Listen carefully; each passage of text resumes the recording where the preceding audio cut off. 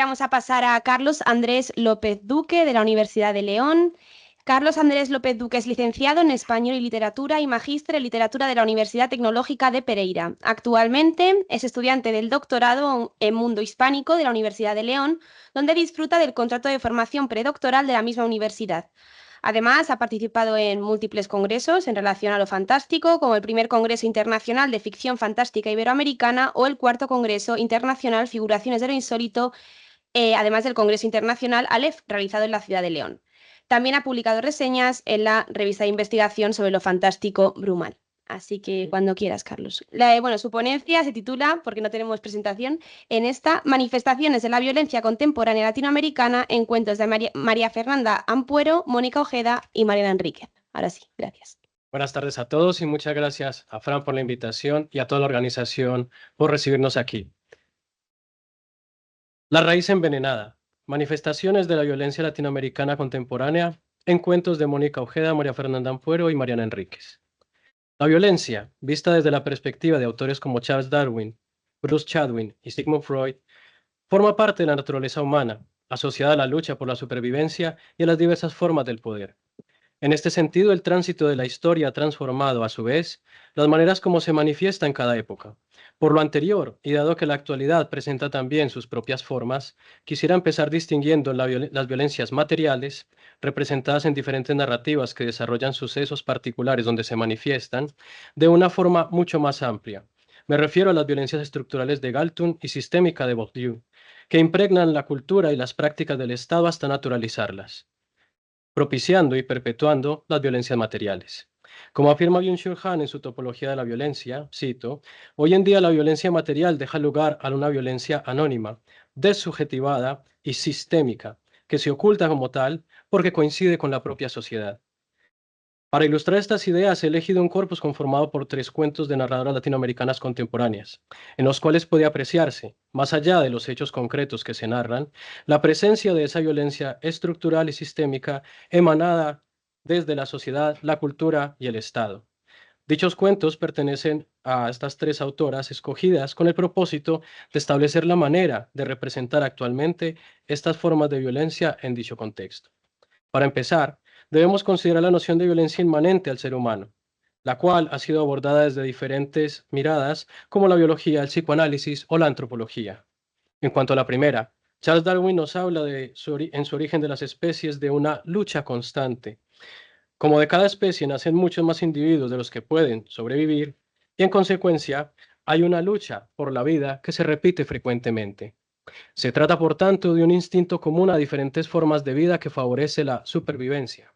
Por su parte, Chatwin ratifica la noción de instinto planteado en los trazos de la canción, la teoría de un depredador natural del ser humano que habría sido determinante en el aprendizaje de la especie humana de la violencia como mecanismo para evitar la extinción. Por último, Freud, en Más allá del principio de placer, pasaría a plantearnos la transformación de esa energía instintiva en el ámbito de la cultura en 2 pulsiones, la de Eros, que busca prolongar la vida, y Thanatos, que impulsa hacia la destrucción y la muerte. En estos casos coincide la presencia de un rival, otro contra el cual se manifiesta la acción violenta, aunque debemos considerar que la época moderna nos alejó gradualmente de la mera idea de supervivencia, trasladándose hacia una noción más del ámbito de la cultura.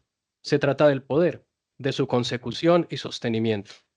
Así como Benjamin propone 2 funciones de la violencia, una como fundadora de derecho y otra como conservadora de derecho, la modernidad nos sitúa en un panorama donde la violencia tiene en efecto un gran poder, y hay asimismo un gran poder en la violencia, en todas las esferas de la vida en sociedad.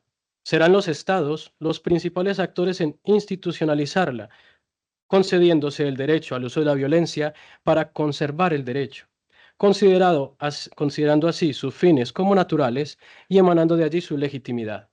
Pero como sabemos, el tránsito de los estados en el proceso de globalización del capitalismo los ha conducido a privilegiar ciertos intereses y a considerar solo algunos sectores de la población como sujetos de derecho. Ya no será, cito, el reconocimiento de la salvaguarda y promoción de los intereses de toda la humanidad en la persona de todo individuo, base del derecho positivo, según Benjamin, sino que a través de las instituciones como la policía, dirigirán sus operaciones, y cito, en contra de los sectores más vulnerables y juiciosos y contra quienes el Estado no tiene necesidad alguna de proteger las leyes. Sectores de la población que coinciden con quienes Giorgio Agamben llama homo sacer, personas excluidas del orden civil. En este sentido, damos paso al plano del análisis del corpus elegido, empezando por abordar las nociones recientes sobre la violencia, haciendo especial hincapié en la violencia anónima planteada por Han al inicio. Las narradoras cuyos cuentos abordaremos presentan historias que remiten a hechos violentos, expuestos mediante la elección del género de horror como la manera más precisa y contundente de expresar la visceralidad de lo descrito hasta llevarnos al rechazo más profundo y la náusea a lo que acontece. En palabras de Adriana Cabarero en su libro Horrorismo, cito, invadido por el asco frente a una forma de violencia que se muestra más inaceptable que la muerte, el cuerpo reacciona agarrotándose y erizando los pelos. Sin embargo, me gustaría emplear un enfoque que nos conduzca hacia la raíz o fuente de esas violencias materiales, que las autoras del corpus también expresan en un nivel simbólico, claro, ya que, de acuerdo con Han, cito, la situación en la que tiene lugar un acto violento a menudo tiene su origen en el sistema, en la estructura sistémica en la que se integra. Las formas de violencia manifiestas y expresivas remiten a una estructura implícita que el orden de dominación establece y estabiliza, pero que sin embargo escapan a la visibilidad.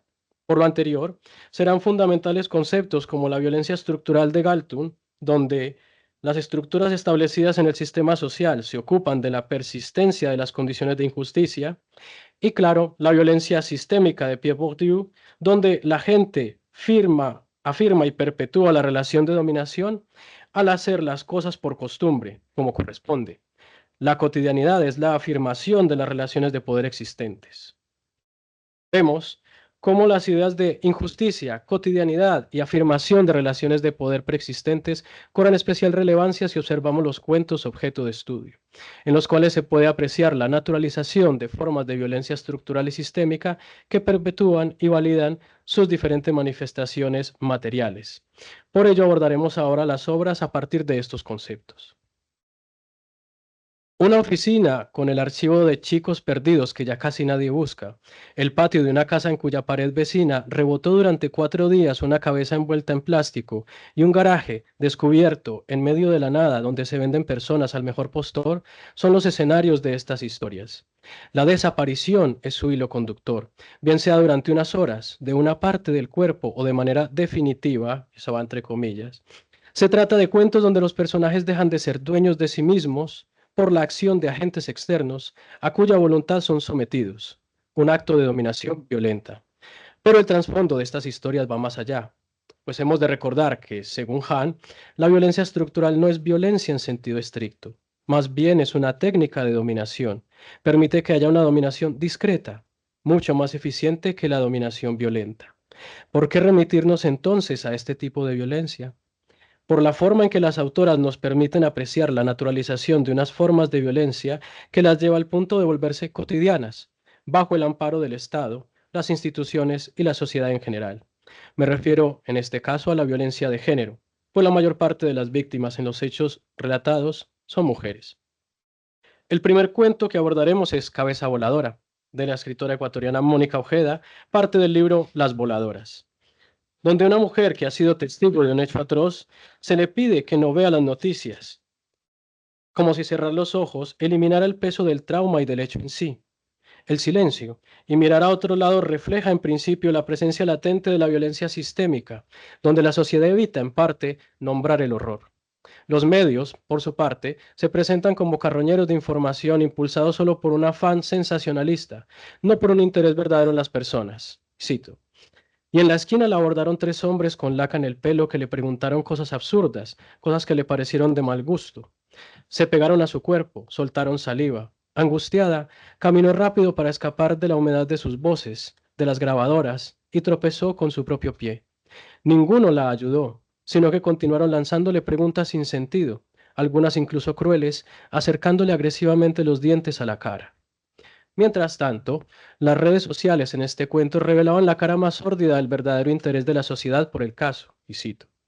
Había algo tétrico y sucio en esa preocupación popular que se regocijaba en el daño, en el hambre por los detalles más sórdidos. Las personas querían conocer lo que un padre era capaz de hacerle a su hija, no por indignación, sino por curiosidad. Sentían placer irrumpiendo en el mundo íntimo de una chica muerta.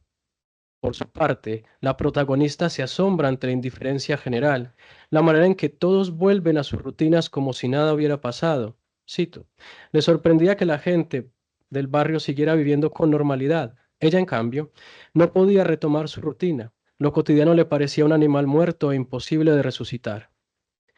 Este asombro nutre la idea de lo sistémico, al confirmar no solo la indiferencia, sino, además, que este tipo de hechos se han reiterado al punto de hacerse cotidianos y, por tanto, casi naturales, de forma que se integran al día a día, quedando solo su registro como una noticia más. Y es que, aun siendo tan atroz la violencia y sadismo del acto, no solo de decapitar un padre a su hija y desaparecer el cuerpo, sino de jugar durante 4 días a la pelota con su cabeza envuelta en plástico, poco interés despiertan las autoridades, y conceptos como el feminicidio solo se mencionan entre las clases altas y medias, según la autora. Cito, la policía se lo contó cuando la llevaron a declarar. No encontraron el cuerpo de Guadalupe, solo su cabeza, pero la cabeza la encontré yo, pensó ahora. La policía no había hecho nada. Esta pasividad de las autoridades y el desconocimiento de las clases bajas de este tipo de conceptos sobre violencia de género y sus derechos en general descartan nuevamente el profundo arraigo de esa violencia en todos los niveles de la sociedad, haciéndose sistémica, entrando en su código genético. Solo las sumas, brujas en la obra, aparecen aquí como símbolo de la resistencia, de la memoria, mediante el ritual en que se desprenden de sus propias cabezas, evocando a Guadalupe, confrontando la verdad de su dolor y de su ausencia, manteniendo presente con ceremonias su acuerdo, evitando así que el horror de su muerte caiga en el olvido. El segundo cuento que abordaremos es Subasta del libro Pelea de Gallos de María Fernanda Ampuero. Esta escritora nos narra una escena de absoluto horror, una subasta de personas. La historia inicia con la narradora arrodillada, la cabeza cubierta con un trapo inmundo en un lugar en medio de la nada. El olor a gallos de pelea la transporta a su infancia con un padre gallero. En las formas del trato hacia su hija se revela la violencia sistémica latente en el lenguaje, juzgando su sensibilidad. Cito. Las primeras veces lloraba al ver al gallito desbaratado sobre la arena y él se reía y me decía mujercita, integrando un significado peyorativo asociado al sustantivo femenino como sinónimo de debilidad, sensiblería y fragilidad. A tal punto la impacta este peso del lenguaje que teme nombrar el acoso y abuso recibido por de otros galleros para evitar ser llamada de la misma manera. Cito. De camino, siempre algún señor gallero me daba un caramelo o una moneda por tocarme o besarle, o tocarlo y besarlo. Tenía miedo de que, si le decía papá, volviera a llamarme mujercita. Por ello, se ve obligada a crear un mecanismo de defensa a través del asco, untándose caca y sangre de gallos muertos para repeler a los hombres. Pero pero están tan naturalizadas estas conductas de abuso que cuando el padre le dice que su hija es una monstrua, él solo responde que más monstruos son ellos mientras brinda a su salud. En este mundo de tal desamparo, solo las herramientas de supervivencia creadas por la narradora le van a permitir salvarse, convertir el objeto de deseo en un objeto repulsivo, hacerse monstruo para quebrar ese sistema. Estoy en el centro de una sala rodeada por delincuentes, exhibida ante ellos como una res, y como una res vacío mi vientre. El último cuento que abordaremos es Chicos que faltan, de Mariana Enríquez. En esta historia, Mechi, la protagonista, trabaja en el archivo de chicos perdidos y desaparecidos, en una oficina tan carente de importancia que está ubicada bajo una autopista. Pero no solo para la institucionalidad carece de importancia este archivo y las ausencias de chicos que representa. En muchos casos, las propias familias parecían no querer encontrarlos, como en el caso de Vanadis. Se integran de esta manera la violencia sistémica y estructural, pues tanto las instituciones como la sociedad han normalizado el hecho de que los jóvenes desaparezcan o se marchen de sus casas. Parecen estar excluidos del orden social y civil. El Estado puede eludir la protección de sus derechos. Incluso conviene tanto a nivel social como familiar que no aparezcan si consideramos los motivos por los que se van. Cito, como Jessica había muchas, porque la mayoría de los chicos que faltaban eran chicas adolescentes, que huían de un padre borracho, de un padrastre que las violaba de madrugada, de un hermano que se les masturbaba en la espalda en la noche. No importa que no aparezcan como tampoco si desaparecen. La naturalización de la desaparición argentina, además de hundir sus raíces en las dictaduras como práctica de represión, se debe en este caso a otra condición de la mayoría de desaparecidos. Se trata de jóvenes, por lo general de clase baja. Por ello, la narradora nos presenta como excepcional el caso de una chica de clase media alta. En este punto podemos encontrar dos acepciones del concepto de necropolítica, que es la potestad del Estado para decidir quién vive y quién muere, concebido por Mbembe. Por una parte, existe un amplio grupo de individuos que por su clase social carecen de la atención y protección del Estado. Por otra, una vez los jóvenes reaparecen y se concentran en grupos en diferentes casas, surge la posibilidad de intervención del ejército. Cito: los policías estaban pálidos y temblorosos, saldrían corriendo la menor señal rara de los chicos de la casa. Mechi estaba segura. ¿Enviarían al ejército? ¿Los matarían a todos como había visto pedir a su madre por televisión? Es clara aquí la atribución al Estado de la potestad de dar muerte ante la presencia incómoda, pues la presencia masiva de chicos desaparecidos concentrados en el mismo lugar hace tangible la dimensión del problema que nadie quiere ver, constituyéndose en un claro ejemplo de violencia estructural.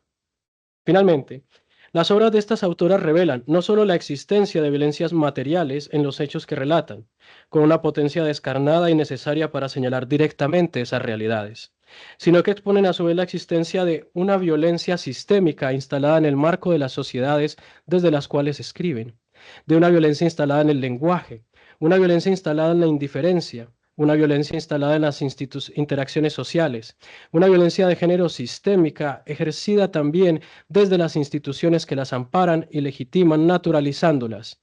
Es esta la raíz envenenada de la sociedad que hace cotidianos y reales hechos